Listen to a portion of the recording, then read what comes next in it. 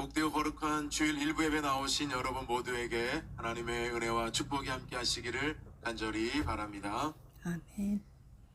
우리 앞뒤 좌우 보시면서 반갑게 인사 나누시겠습니다. 주님의 은혜가 함께 하시기 바랍니다. 주님의 은혜가 함께 하시길 바랍니다. 지난주 우리나라에서는 22대 총선이 끝났습니다. 국회의원 전체 300석의 주인공들이 선택을 받았습니다. 어제 국민일보에서 선거에 관련된 한 칼럼을 읽게 되었는데요. 교회에 관련된 칼럼이었습니다. 한국 교계의 사회적 신뢰도 여론조사에서 한국 교회 및 목사의 정치 참여에 대한 전체 응답자의 83.2%는 때로는 학연과 지연 등으로 투표하신 분들도 계실 것입니다. 그러나 이제는 결과 앞에서 우리 모두가 다 겸허하게 받아들이고 당선된 분들은 국가의 발전과 국민을 위해서 열심히 일하고 임기 동안 성실하게 자기가 세운 그 공약을 지키는 것이 중요합니다. 이것은 유권자들이 각자의 판단과 기준을 가지고 투표를 해서 국가의 일꾼을 뽑는 그런 방법입니다. 우리 교회는 지난 주일부터 항존직 선거를 시작을 했습니다. 이제 주중에 1차 결과가 여러분들에게 공개가 될 것이고요. 그 결과를 가지고 2차 다음 주에 투표와 그 다음 주에 3차 투표까지 일꾼을 선출하게 될 것입니다. 그렇다면 교회의 일꾼은 어떤 기준을 가지고 어떻게 뽑아야 하는 것인가? 감사하게도 우리는 성경에 초대교회라고 하는 좋은 모델이 있습니다. 초대교회는 왜 일꾼이 필요했고 어떤 방법으로 어떻게 일꾼을 선택을 했는가? 우리가 이 말씀을 살펴보면서 그렇다면 오늘날에도 왜 일꾼이 교회에 필요하고 그리고 그 일꾼은 어떻게 뽑아야 하는 것인가? 세상의 식과 세상의 방법이 아닌 하나님의 식과 하나님의 방법은 어떤 기준이었는지 이 말씀을 오늘 우리들에게 적용을 삼아서 주님께서 귀한 일꾼들 세우실 때에 정말 우리가 함께 기쁨으로 말씀에 동참하여서 우리 공동체의 복이 될 수 있기를 주님의 이름으로 축원드립니다. 오늘 사도행전 6장의 본문을 이해하기 위해서는 이 초대교회가 어떻게 태동이 되어서 지금 6장까지 이르렀는지를 좀 살펴볼 필요가 있겠는데요. 우리가 잘 알고 있는 대로 사도행전 2장에서는 마가의 다락방에 강력한 성령의 임재가 있었습니다. 120명의 성도들이 모여 있을 때 한 명도 예외 없이 각 사람에게 성령이 임하셔서 성령 충만의 은혜를 받게 됩니다. 그리고 나서 베드로가 설교를 하기 시작했을 때 예수님의 십자가와 부활에 관련된 메시지를 전할 때에 놀랍게도 말씀의 찔림을 받고 한 번에 3,000명이 주님께로 돌아와서 세례를 받는 정말 어마어마한 역사들이 나타나기 시작했습니다. 그리고 사도행전 4장에 보면 이 복음의 생명력이 더 확장이 되어서 남자만 5,000명이 주님께로 돌아왔다라고 기록합니다. 여러분, 그 당시에 예루살렘과 또 흩어져 있는 유대인들이 물론 절기를 지키러 모여들었지만 이 회심한 인원들을 생각해보면 정말 어마어마한 폭발적인 부흥과 성장이 아닐 수 없었습니다. 뿐만 아니라 초대교회 성도들은 정말로 성전에 예배당에 모이기를 힘쓰면서 떡을 뗐습니다. 떡을 뗐다는 것은 주님께서 마지막 성만찬을 베푸신 것처럼 그들 또한도 성찬을 하면서 그리스도의 사랑을 나누었다는 겁니다. 뿐만 아니라 자신의 재산과 소유를 팔아서 필요에 따라서 나누어주는 유무상통도 그 공동체는 실천을 했습니다.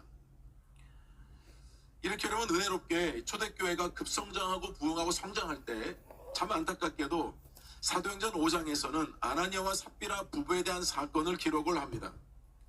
이 부부는 다른 사람들처럼 자신의 소유를 과부들이 매일의 구제에 빠짐으로 히브리파 사람을 원망하니. 첫 번째 여기서 얻을 수 있는 교훈은 갈등도 선하게 쓰임받는 재료가 될 수 있다는 것입니다. 환난과 핍박이 이렇게 여러분 계속되는 가운데서도 제자의 수가 점점 많아졌다고 말씀합니다. 그 말씀은 환난과 핍박이 성도들을 통한 복음의 역사를 가로막지 못했다는 것입니다. 이처럼 외부적인 환난과 핍박을 초대교회는 잘 견디면서 계속해서 여러분 급성장을 하고 있었는데요. 문제는 내부에 있었습니다. 교회 내부에 서로를 원망하는 갈등의 문제가 생겼습니다. 여러분, 초대교회를 구성하고 있는 사람들은 두 부류였습니다. 다 유대인들이 대부분이었지만 한쪽 부류는 헬라파 유대인이라고 부르는 사람들이었고 한쪽 부류는 히브리파 유대인이라고 불려지는 사람들이었습니다. 그 사람들이 초대교회에 엄청난 공동체를 여러분 이루고 있었는데요. 뭐 유대인이면 다 유대인이지 뭐 헬라파 유대인은 뭐고 히브리파 유대인은 뭔가. 근데 여러분 이것이 당시에는 굉장히 중요한 문제였고 이것 때문에 갈등이 시작이 됐습니다. 단순하게는 호칭의 문제가 아닙니다. 헬라파 유대인이 누구고 히브리파 유대인이 누구인가. 여러분 헬라파 유대인들은 좀 구약으로 좀 거슬러 올라가 봐야 되겠는데요. 다윗의 아들이 솔로몬이었지 않습니까? 다윗과 솔로몬까지는 12지파가 통일 왕국을 이루는 한 나라의 왕이었습니다. 그러나 솔로몬의 아들이었던 르호보암 때부터 이 12지파가 남과 북으로 10지파와 2지파가 찢어집니다. 그래서 10개 지파는 북이스라엘을 불렸고 2개 지파는 남유다라고 불려서 남과 북이 갈라졌습니다. 그런 가운데 북이스라엘이 먼저 아수르 나라에게 멸망을 당하고 남유다는 바벨론에게 멸망을 당하게 됩니다.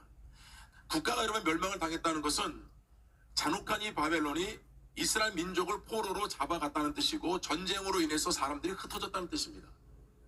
결국 그 당시에 이렇게 여러 나라로 포로로 잡혀갔거나 또는 여러 나라로 흩어졌던 그 유대인들은 자기 나라에 멀쩡히 살다가 결국은 나라가 멸망함으로 흩어짐으로 인해서 자기 나라 말을 사용할 수가 없었습니다. 그때 전 세계 공용어는 그리스어, 헬라였습니다. 따라서 흩어졌던 모든 사람들은 다 자기 모국어를 버리고 헬라어를 사용하고 있었습니다. 그러다가 이제 여러분 이 시간이 지나고 절기를 지키려고 이제 예루살렘 성전으로 몰려들었을 때는 똑같은 유대인들이었지만 그러나 그들은 언어가 달랐습니다. 자기 모국어를 거의 다 잃어버리고 여러 나라에 살다가 여러분 성전에 여러분 절기를 지키러 왔기 때문에 그리스어를 주로 사용을 했습니다. 근데 여러분 이 사람들이 이 오순절 절기를 지키러 왔을 때에 놀랍게도 복음의 메시지를 듣고 회심을 하게 되어서 교회 공동체 안에 들어온 겁니다. 그 사람들이 바로 헬라파 유대인들입니다. 그야말로 외부에서 살다가 같은 동족이지만 이 절기를 통해서 복음을 듣고 회심해서 교회 공동체로 들어온 사람들이 헬라파 유대인들이었습니다. 반면에 이런 질곡의 역사를 그러니까 이스라엘 민족이 있었음에도 불구하고 자기 나라를 떠나지 않고 끝까지 나라에 머물면서 토박이처럼 오랜 세월 동안 지키고 있었던 사람들이 바로 히브리파